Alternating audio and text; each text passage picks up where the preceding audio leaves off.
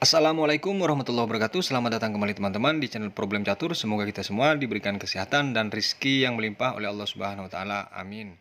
Partai sebelumnya, pertandingan antara Michael Tal melawan Bobby Fischer dimenangkan oleh Bobby Fischer dan saat ini dimenangkan oleh Michael Tal di Belgrade kandidat pada tahun 1959, teman-teman. Saat ini Michael Tal pegang buah putih.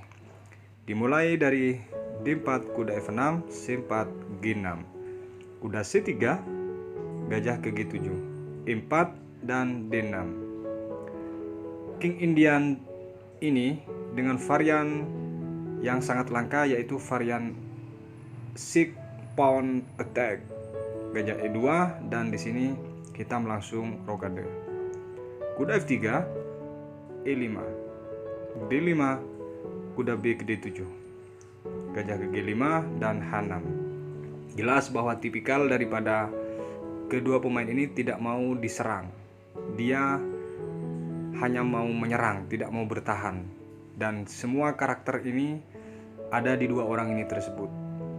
Gajah ke H4, teman-teman, A6, kuda D2 dan menteri ke E8. Di sini putih langsung rokade pendek, kuda H7 dan B4. Perhatikan badai pion yang di sayap menteri jelas menunjukkan bahwa putih tidak mau atau anti untuk diserang, namun dijawab dengan hitam yang sama juga tidak mau diserang dengan menaikkan kuda ke G5, F3, F5. Jelas bahwa tipikal kedua pemain ini betul-betul agresif dan penuh kombinasi, teman-teman. Gajah ke F2 dilanjutkan dengan menteri ke E7, benteng ke C1 dan kuda ke F6. Tidak ada sedikit pun baik analisis komputer atau analisis daripada seluruh master saat itu bahwa kedua pemain tidak ada melakukan sedikit pun langkah salah atau langkah blunder, teman-teman. C5 dan gajah ke D7, menteri ke C2, kuda ke H5, B5 dan F mukul pion yang di E4, kuda mukul pion yang di E4, mengajak peraduan dan diterima oleh hitam dengan kuda pukul kuda, pion pukul kuda dan kuda ke F4. Dengan kuda ditaruh di F4 ini, teman-teman, tentu agak kesulitan daripada putih melakukan serangan. Hingga langkah ke-20 ini, teman-teman, akurasi kedua pemain sama-sama 98%. Tidak ada yang salah, teman-teman, dan tidak ada langkah yang kurang baik. Semuanya sangat bagus. C6, menteri ke G5, gajah ke F3 dan dimulai langkah brilian daripada Fischer saat itu, B kali C6 dan D kali C6. Langkah brilian tersebut ternyata dipukul oleh pion yang di D, bukan pion yang di B, teman-teman. Dilanjutkan dengan gajah ke G4, gajah mukul gajah dan menteri mukul gajah. Gajah ke E3, A kali B5 dilanjutkan dengan gajah memukul pion yang di kuda yang di F4, teman-teman.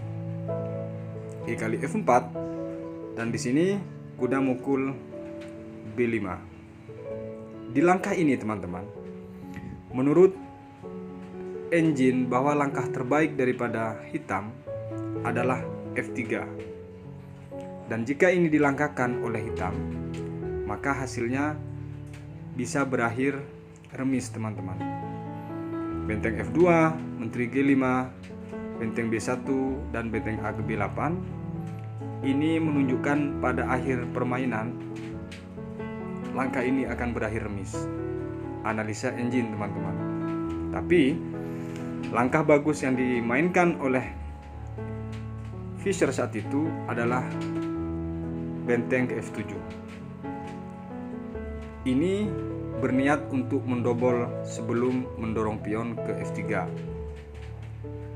Ini sebenarnya langkah bagus, teman-teman, daripada Fisher. Namun setelah itu dijawab dengan menteri ke-4 dan benteng ke-8.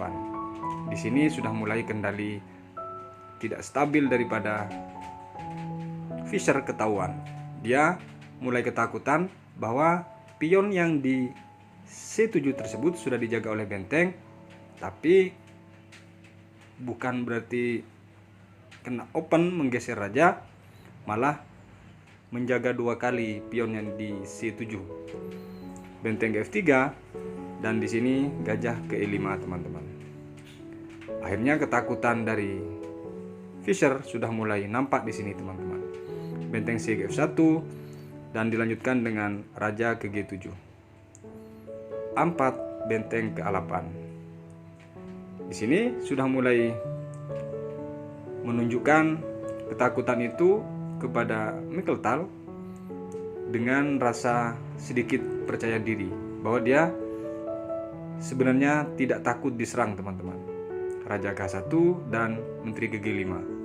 G3 benteng A ke F8. G kali F4 dan dilanjutkan dengan gajah mukul pion. Kuda ke D4. Di langkah ini, teman-teman, bahwa ancamannya adalah skak setir di sini dengan kuda menempati petak E6.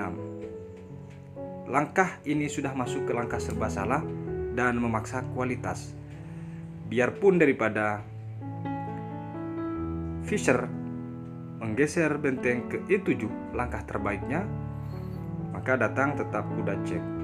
Dan ini harus dipukul oleh benteng. Baik. Masuk ke langkah serba salah tadi, di saat posisi kuda ke D4, ini menteri jawaban partai ke H4, teman-teman. Dilanjutkan dengan benteng mukul F4, gajah tersebut benteng mukul benteng, dan di sini langsung digarpu dengan cek oleh kuda. Raja ke H8 dan menteri ke D4 cek. Benteng yang di F8 tersebut naik ke F6, teman-teman. Mencoba menyelamatkan diri dengan menutup jalur ceknya menteri tersebut. Karena kalau tidak ditutup, maka akan terjadi peraduan di sini dan ancaman mat di petak G7. Dilanjutkan dengan kuda mukul F4, masih dilanjutkan dengan raja ke H7. Dan di sini dijawab dengan E5 oleh Michael, dan ini langkah yang sangat brilian. D kali E5, menteri ke D7 cek. Raja ke G8 dan sekaligus di posisi ini dia langsung merebahkan raja.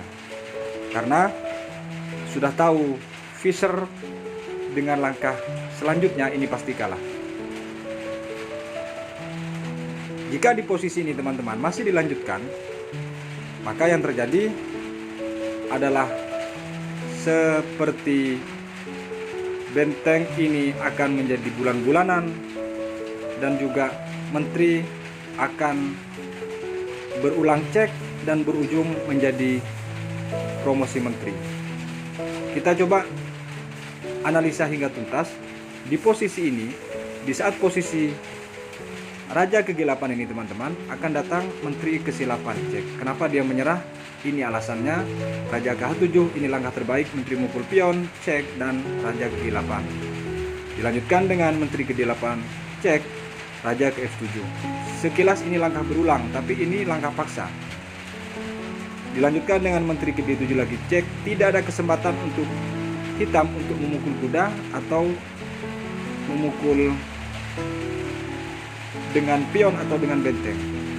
Raja ke G8 lagi, di sini baru ke C7. Jika di posisi ini tetap dipukul kuda tersebut, akan datang promosi menteri. Dan dilanjutkan dengan benteng ke F8 pun untuk mencoba menahan laju promosi, maka datang di sini menteri ke C8 promosi. Dan jika dipukul hanya sisa 1 perwira, makanya di partai dia tetap menyerah, teman-teman. Baik, sekian dulu video kali ini, sampai berjumpa di partai berikutnya. kekalahan Bobby Fischer melawan Michael Tal. Wassalamualaikum warahmatullahi wabarakatuh.